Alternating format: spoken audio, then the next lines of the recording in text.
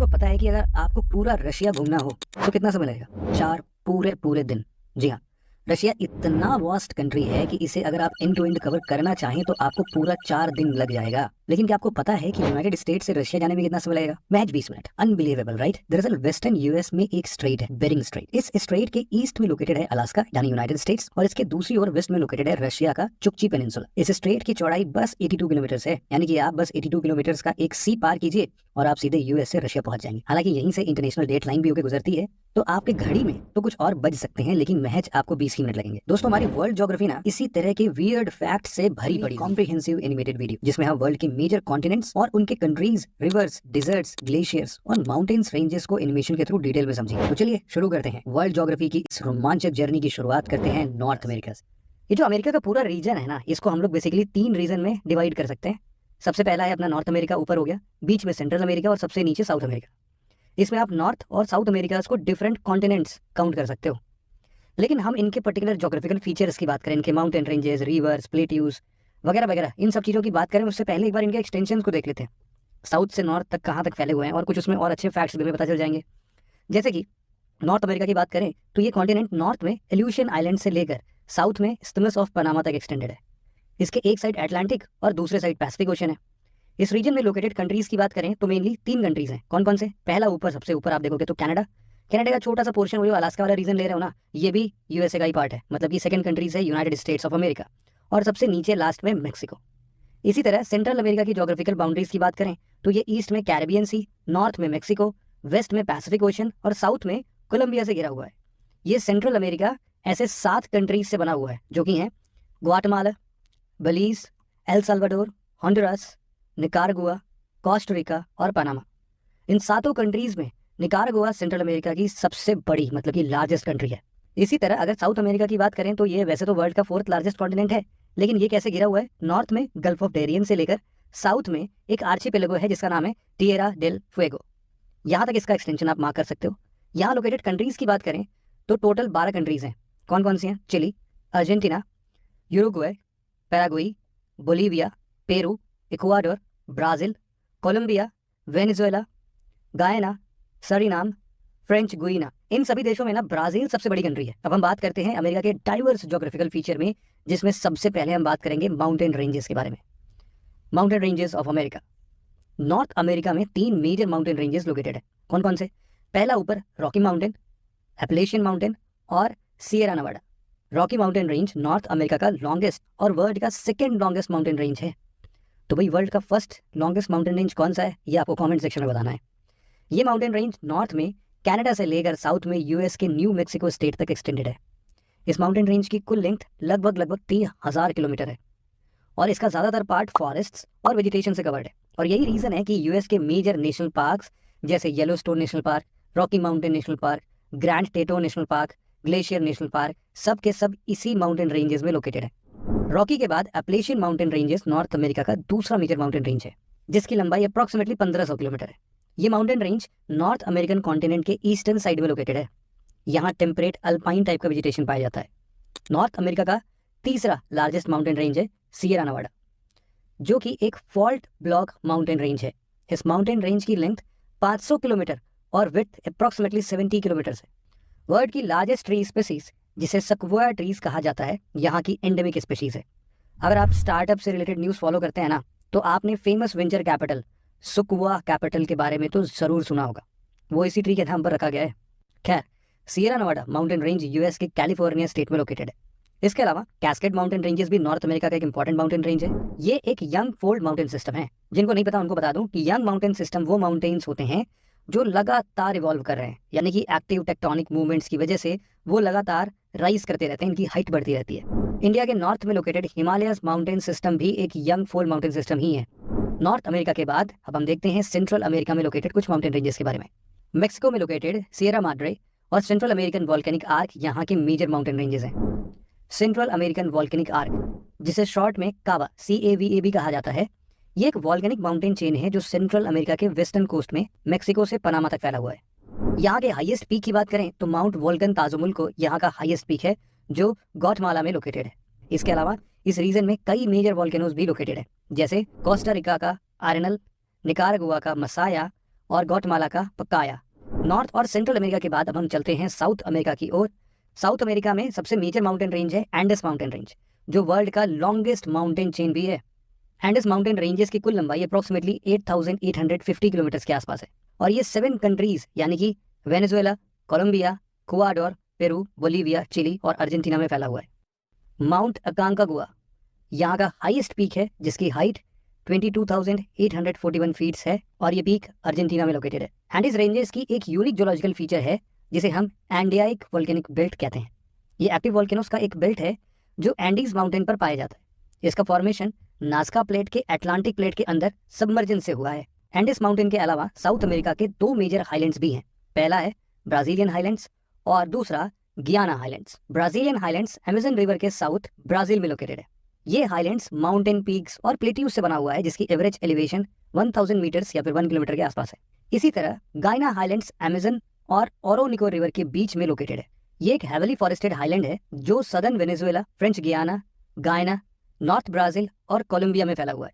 Mountain ranges के बाद अब हम बात करते हैं अमेरिका में लोकेटेड प्लेन्स के बारे में। नॉर्थ अमेरिका के बिल्कुल मिडिल में एक वास्ट प्लेन एरिया सिचुएटेड है जिसे द ग्रेट प्लेन्स भी कहते हैं। ये ग्रेट प्लेन अपनी फर्टिलिटी के लिए फेमस है और इसी वजह से इसे अमेरिका का ब्रेड बास्केट भी कहा जाता है।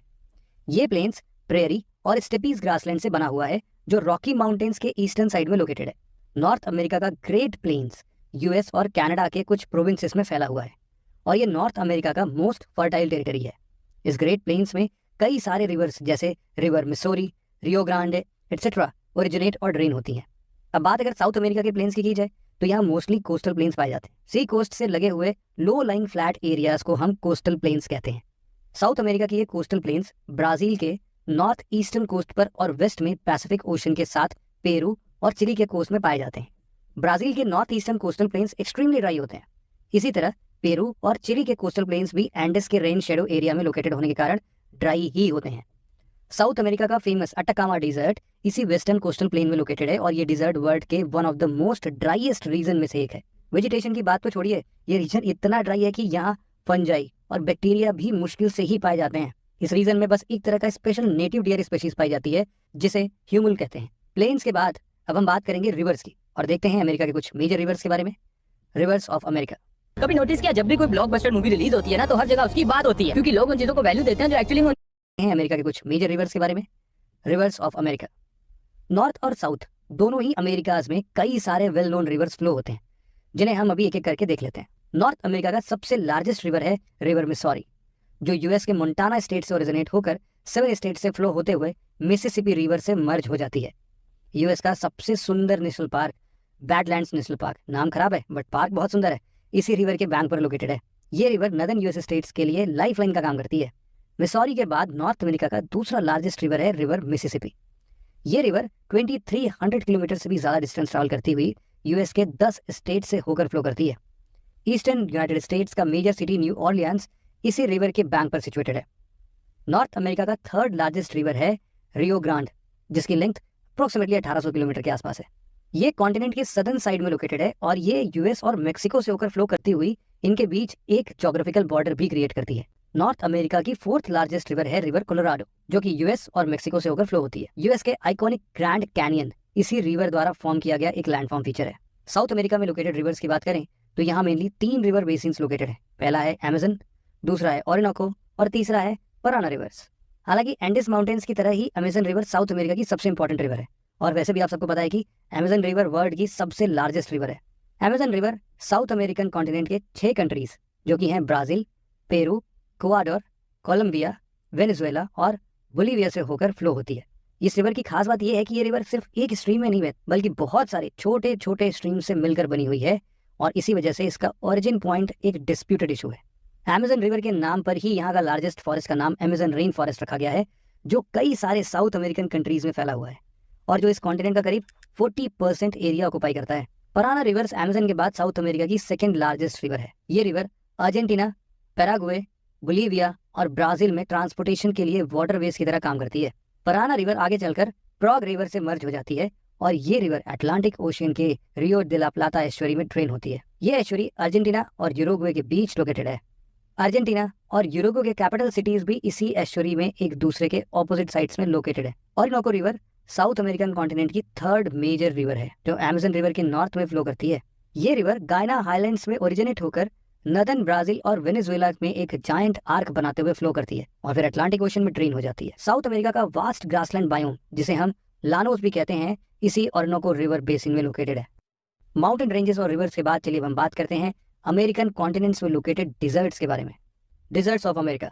डिजर्ट्स की बात करें तो अमेरिकन कॉन्टिनेंट्स में हॉट और कोल्ड दोनों तरह के डिजर्ट्स पाए जाते हैं। नॉर्थ अमेरिका में 4 मेजर डिजर्ट्स लोकेटेड हैं। कौन कौन से? पहला है द ग्रेट बेसिन डिजर्ट, दूसरा द सोनोरन डिजर्ट, तीसरा मोहावे डिजर्ट और चौथा चिहुआहुआ डिजर्ट। ये चारों डिजर्ट नॉर्थ अमेरिका के रॉकी माउंटेन्स के रेन शेडो रीजन में लोकेटेड हैं। साथ ही इन डिजर्ट की बाउंड्रीज की बात की जाए तो ये साउथ वेस्ट अमेरिका और मेक्सिको में फैले हुए हैं। Great basin desert North America की सबसे हाईएस्ट और नदर्न मोस्ट डिजर्ट है।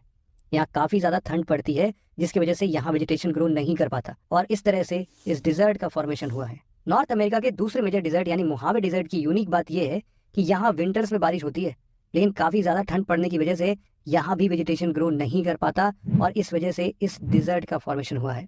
सोनोरन डिजर्ट भी यूएस का एक हॉट डिजर्ट है। ये डिजर्ट कैलिफोर्निया स्टेट से लेकर मेक्सिको तक फैला हुआ है। यहाँ विंटर्स माइल्ड होती हैं पर समर में यहाँ टेम्परेचर 40 डिग्रीज के पार चला जाता है और भीषण गर्मी पड़ती है जैसे अपने यहाँ इंडिया में पड़ती है। यहाँ मोस्टली ट्रॉपिकल वेजिटेशन पाया जाता है। चिहुआहुआ डिजर्ट नॉर्थ अमेरिका की सदर्न मोस्ट कोल्ड डिजर्ट है। इसका एलिवेशन दूसरे नॉर्थ अमेरिकन डिजर्ट से ज्यादा होने के कारण ये डिजर्ट्स आर्कटिक से आ रही विंड्स को फेस करता है और इस वजह से यहाँ भी काफी ज्यादा ठंड पड़ती है। अब बात अगर साउथ अमेरिका में लोकेटेड डिजर्ट्स की करें तो यहाँ अटकामा डिजर्ट और पेटागोनियन डिजर्ट मेजर डिजर्ट्स हैं। अटकामा डिजर्ट साउथ अमेरिका के चिली में लोकेटेड है। आपको बता दें कि ये डिजर्ट वर्ल्ड का ओल्डेस्ट और ड्राइएस्ट डिजर्ट है। ये डिजर्ट 1000 स्क्वायर किलोमीटर से भी ज्यादा का एरिया कवर करता है। अटकामा डिजर्ट के फॉर्मेशन में इसके लोकेशन का बहुत बड़ा रोल है। दरअसल इसका फॉर्मेशन एंडीज माउंटेन के रेन शेडो रीजन में लोकेटेड होने की वजह से हुआ है। तो दूसरी ओर चिली के कोस्ट पर हैवी अपवेलिंग होने की वजह से यहाँ कोल्ड करंट्स फ्लो होती है जिससे ये रीजन पूरे साल ड्राई रहता है।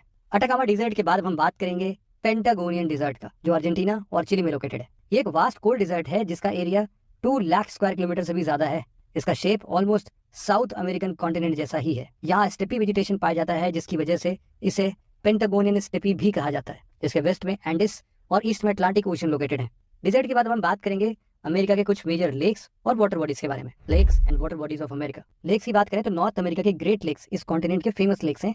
ये ग्रेट लेक्स इस कॉन्टिनेंट में लोकेटेड 5 फ्रेश वाटर लेक्स हैं जिसे हम लोग Lake Superior, Lake Michigan, Lake Huron, Lake एरी और लेक ओंटारियो के नाम से जानते हैं। जिसमें लेक सुपीरियर केवल इन 5 में ही नहीं बल्कि पूरे वर्ल्ड का लार्जेस्ट फ्रेश वाटर लेक है।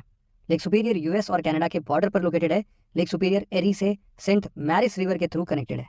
इसकी एवरेज डेप्थ 150 फीट्स के आसपास है। लेक मिशिगन इन 5 लेक्स में थर्ड लार्जेस्ट है और यही केवल एकमात्र ग्रेट लेक है जो पूरी तरह से यूएस के टेरिटरी में लोकेटेड है। लेक मिशिगन लेक ह्यूरॉन से स्ट्रेट्स ऑफ मैकिनैक के थ्रू कनेक्टेड है। लेक ह्यूरॉन ग्रेट लेक्स में सेकंड लार्जेस्ट है। लेक सुपीरियर की तरह ही ये लेक भी यूएस कनाडा के बॉर्डर पर ही लोकेटेड है। ये लेक एरी से डिट्रॉयट रिवर के थ्रू कनेक्टेड है और यहाँ 30,000 से भी ज्यादा इंडिविजुअल्स आइलैंड पर रहते हैं। लेक एरी ग्रेट लेक्स में 4th लार्जेस्ट है और वॉल्यूम के पर्सपेक्टिव की बात करें तो ये फिर स्मॉलेस्ट हो जाएगा। ये लेक ओंटारियो से नियाग्रा रिवर के थ्रू कनेक्टेड है। अब बात करेंगे अपने आखिरी लेक ओंटारियो के बारे में। ये लेक ग्रेट लेक्स में सबसे छोटा और सबसे ईस्ट में लोकेटेड है। साथ ही ये वर्ल्ड का 14th largest fresh water lake भी है। नॉर्थ अमेरिका से ठीक उलट साउथ अमेरिका की ज्यादातर लेक्स एंडिस माउंटेन्स और इसके फुट हिल्स तक ही कन्फाइंड है। यहाँ लोकेटेड परमानेंट लेक्स की बात करें तो लेक टिटिकाका और लेक माराकाइबो साउथ अमेरिका का लार्जेस्ट लेक है। लेक टिटिकाका पेरू और बोलिविया के बीच लोकेटेड है। इस लेक की लेंथ अप्रोक्सीमेटली 190 किलोमीटर है और विड्थ अप्रोक्सीमेटली 80 किलोमीटर है। वहीं लेक माराकाइबो एक ब्रैकिश लेगून है जो नॉर्थ वेस्टर्न वेनेजुएला में लोकेटेड है। ये साउथ अमेरिका का लार्जेस्ट लेगून भी है। ऑयल एंड गैस रिजर्व्स में रिच होने की वजह से इसे लेक ऑयल भी कहा जाता है। इसके अलावा लेक जुनीन और लेक सेराकोकोका साउथ अमेरिका के अदर इंपॉर्टेंट लेक्स हैं जो पेरू में लोकेटेड है। बात अगर लेक्स और दूसरे वाटर्स की हो रही है और हम इसमें अमेरिका के गल्फ्स की बात ना करें तो ऐसा कैसे हो सकता है। Gulfs of America. North America का सबसे वेल नोन गल्फ है गल्फ ऑफ मेक्सिको। ये गल्फ यूनाइटेड स्टेट्स के नॉर्थ ईस्टर्न कोस्ट पर लोकेटेड है और स्ट्रेट ऑफ फ्लोरिडा के थ्रू अटलांटिक ओशन से कनेक्टेड है। Gulf of Mexico approximately 6000 square mile में फैला हुआ है। इसका शेप ना ओवल टाइप का है, ओवल शेप का है और इसकी एवरेज विड्थ 810 नॉटिकल माइल्स है। इसका फॉर्मेशन करीब 300 मिलियन साल पहले टेक्टोनिक प्लेट मूवमेंट्स के कारण हुआ था और ये 3 देश यानी यूएस, मेक्सिको और क्यूबा के बीच में फैला हुआ है।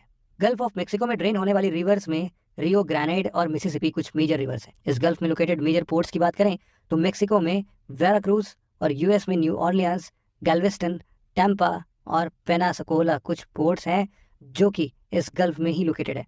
गल्फ ऑफ मेक्सिको के बाद नॉर्थ अमेरिका का दूसरा मेजर गल्फ है गल्फ ऑफ अलास्का। इसका एरिया बहुत बड़ा है और ये गल्फ कॉर्डियक आइलैंड से लेकर अलेक्जेंडर आर्चिपेलागो तक एक्सटेंडेड है। ये गल्फ दुनिया का one of the highest productive ecosystems है, जहां डीप वाटर कोरल्स की प्रोडक्टिविटी काफी हाई है और इसी वजह से इस गल्फ को habitat area of particular concern का टैग दिया गया है। एक ऐसा गल्फ भी है जहां दो ओशंस मिलते हैं, लेकिन यहाँ दोनों ओशंस के वाटर मिक्स नहीं होते, अलग अलग कलर में आपको बहुत साफ दिखेंगे। नॉर्थ अमेरिका के ही वेस्टर्न साइड में लोकेटेड है गल्फ ऑफ कैलिफोर्निया। ये गल्फ पैसिफिक ओशन का एक मार्जिनल वाटर बॉडी है जिसे सी ऑफ कॉर्टिस या वर्मिलियन सी भी कहा जाता है। इस गल्फ की सबसे खास बात है इसकी लंबी कोस्ट लाइन। जी हाँ, गल्फ ऑफ कैलिफोर्निया का कोस्टल लेंथ 4000 किलोमीटर से भी ज्यादा है। यहाँ ड्रेन होने वाली रिवर्स में फुएटे, सोनालोआ, मायो और सोनोरा कुछ मेजर रिवर्स हैं। काफी डाइवर्स और प्रोडक्टिव होने की वजह से इसे यूनेस्को वर्ल्ड हेरिटेज साइट का स्टेटस भी दिया गया है। नॉर्थ अमेरिका के बाद अब हम बढ़ते हैं